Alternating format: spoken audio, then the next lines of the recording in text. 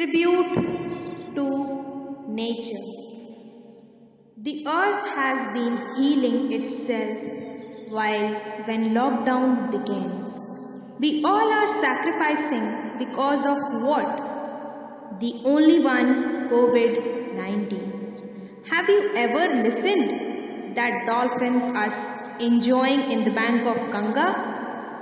No. There are reports of Ganga during this lockdown. Water of Ganga being sparkling clean and more number of dolphins are now enjoying and therefore aquatic animals are also taking a fresh water.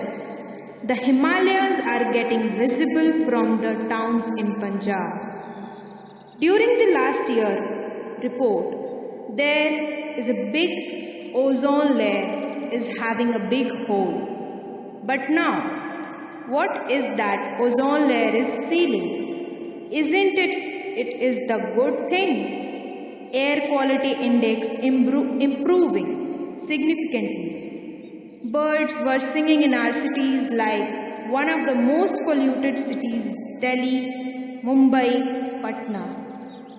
Hence, I also observed that cuckoos chirping, birds singing beautifully, and flamingos locking Mumbai, other animals' appearances out on the road hiding and roaming across various towns. Theory is that birds are now simply spreading their wings further and breeding in previously human occupied areas.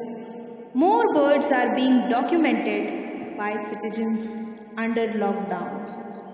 You have been also seen that many of animals like zebra, deer, monkeys, nilgai, leopard came around this pandemic situation. The terrifying reality is that despite human activity essentially coming to a complete standstill, current estimates suggest that carbon dioxide, air pollution, water pollution has been reduced. So, who should be thankful for? Is that COVID 19 or the people who have sacrificed and just stayed at home and giving their best?